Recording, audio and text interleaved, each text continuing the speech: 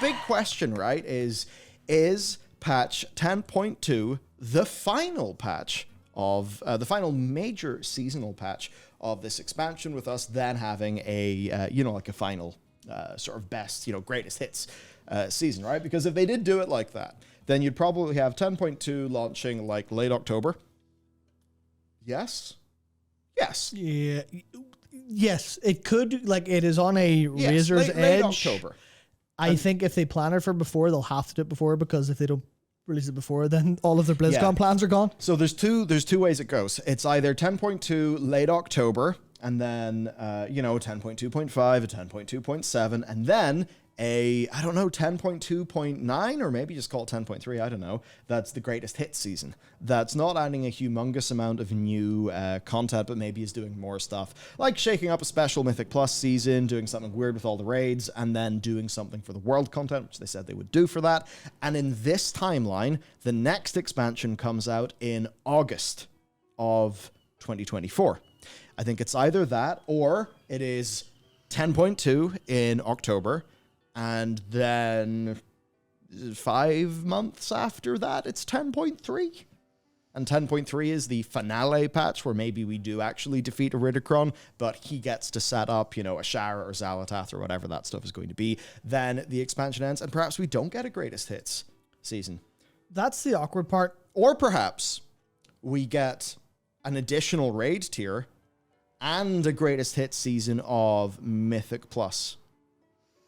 Maybe.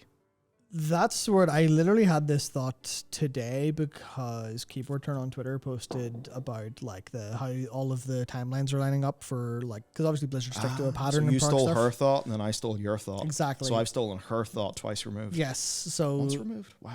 Yeah. So effectively, it was all it's going to be late October, and then we'll have this, and then it'll mean if they go completely on track, the expansion will be August or September if they go for the full length season that they did with season 4 in Shadowlands.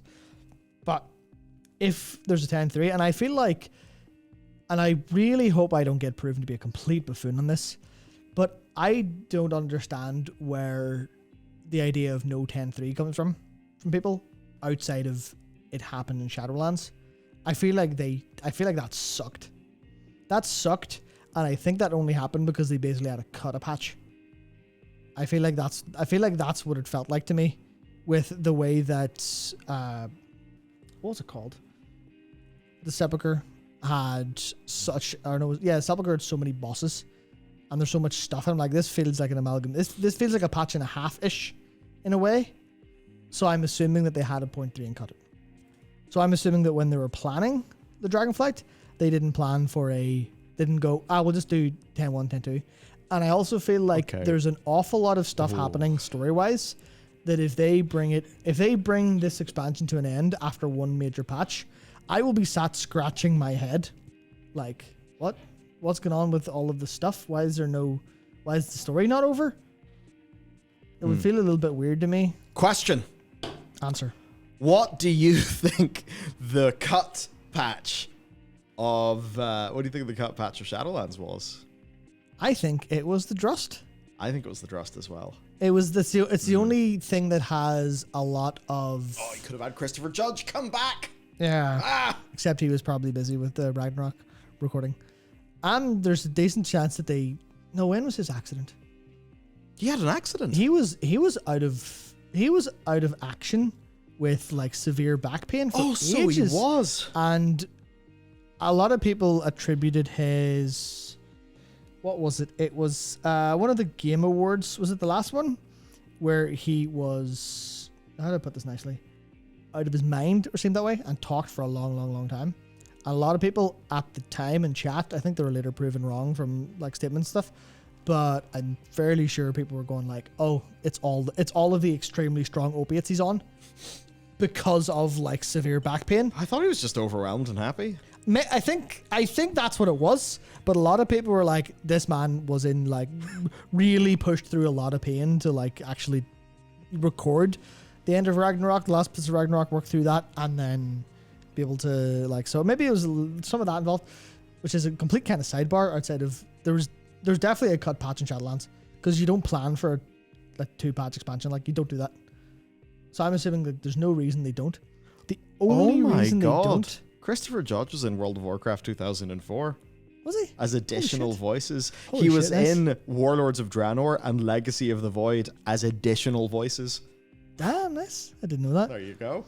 But yeah, I feel like there's definitely stuff that was missing in Shadowlands in a big way.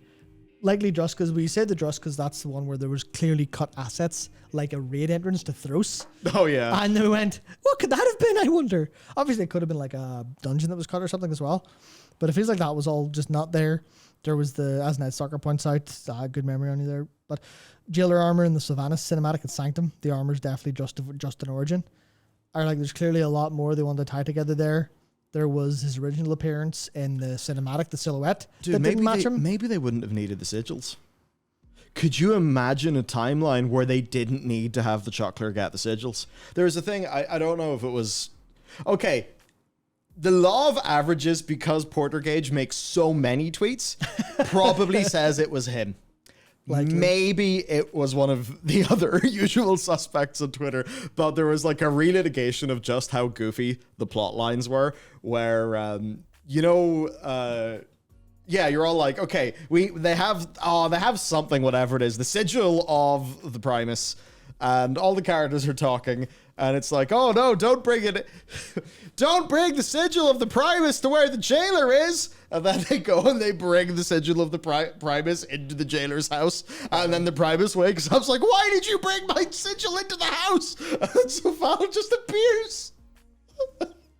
Hello, you brought the thing that I needed into my basement. Thank you very much. There's no way. There's literally no universe where they put that on and I didn't go, oh, like that couldn't have been Big Steve's plan. No way. No way. I've got to give him credit. That couldn't have been his plan. No. That's the satch. It's like they said, this was planned since Warcraft 3. Shit, you're right. This is all it. I mean, think about it this way. In 2001, or maybe the year 2000, they knew the name of patch 9.3 of World of Warcraft. 9.2. 9.2. Oh, sorry, no, it was 9.3 and then it got cut. Yeah, that's it.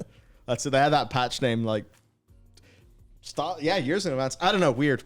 Man, the stories that I've only heard one story, and this is a crazy one, but apparently it was on early marketing materials that Zoval was actually a pawn of the Archon. And the Archon was like the fucking bad guy pulling the strings, which I remember when I brought that up to you, That Matt, makes solve so many problems. You said like, oh shit, this makes a lot of Kyrian things make way more sense. Yeah. Like the idea that the Forspoken... Forsworn. Not the Forspoken. Speaking of which, Matt, Immortals Legends of Avium is coming out soon. Just called Immortals of Avium. Immortals of Avium. Is it really? Immortals of Avium, yeah. You added the Legends bit. I've been seeing... I'm seeing it. I was on the PlayStation Store, and the first year, the PlayStation Store, they have like the little carousel of things that have a little tagline. I clicked on it, and it goes, "Voom! Stop the Everwar!" Yeah. It's the first thing. I saw that. I've been seeing it in ads recently. It's like, stop the... this is the tagline. It's on the homepage. Fuck, I wanted This is an upcoming game from Electronic Arts. I want to do this justice, right? Summon your power. Stop the Everwar. Save the realms. That's the tagline. Realms. What fucking realms? Do you know why I think Immortals of Avium? Yes.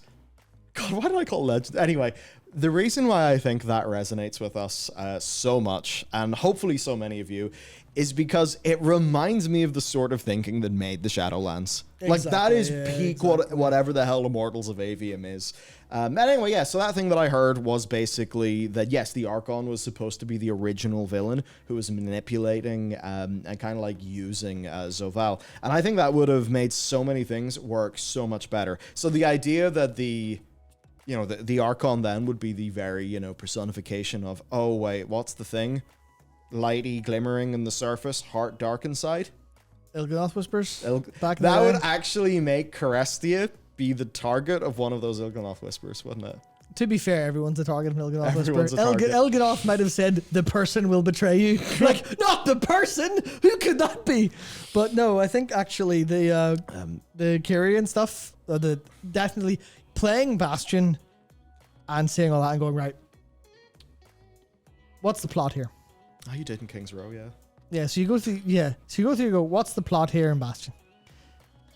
And then you're left going, that had themes, and then they mysteriously vanished midway through, and then they never came back, and you're sat going, what?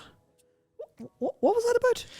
Why Imagine, what? Hello, hang on. Imagine Clay and Pelagos if the Archon was like actually the main bad guy. Because then you'd have had. Hell, imagine Uther if the Archon was the main bad guy. Hell, imagine most of this expansion of the Archon was the main bad guy. What the hell? Yeah, you'd have had some stuff going on. You'd have had betrayals. You'd have had like I don't know how long. I don't know if they'd planned Anduin. I mean, Anduin didn't even kill the Archon. Like what? What is that about? Who knows? Just stabbed her around. Oh, I've got your sigil now. It was really funny her. that whenever we saw that, what was the context? But like most people thought the Archon was dead. Yeah, until there was like a bit where her finger moved or something. Yeah. And everyone's like, no, her finger moved, she's still alive, still alive, still alive. And then no one at the time asked, does it fucking matter if she dies? And it turned out it didn't. Oh, Jesus. What does Crestia do after that point? Nothing. Because the story's over. Oh, yeah. And then there's no more story. Except for the bit in Sarah Mortis. Well, you go to the mall and yeah. Yeah. Yeah, that was something that happened. Oh, some loopy shit, dude. Yeah, and what were we talking about? We got to this cut patch content. That's what it was. So I think there'll be a 10-3 because it doesn't make sense that they wouldn't because they have always made a 0.3. So why did they not make it 0.3? Okay. So I expect that, and then I expect this is where it gets challenging, right?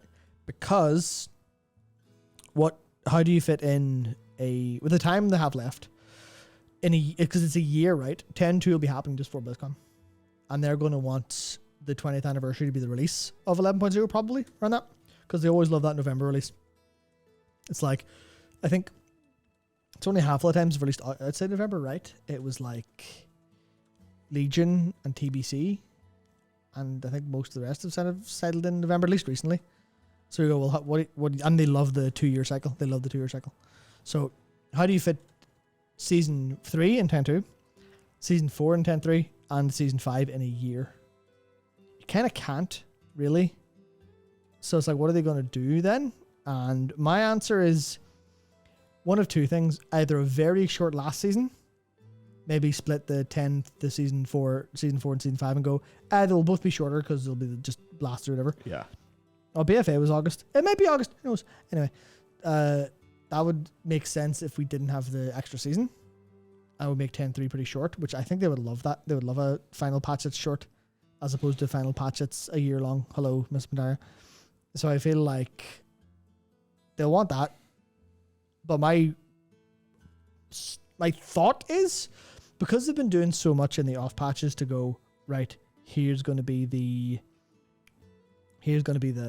world content revamp stuff, the Dream Surges.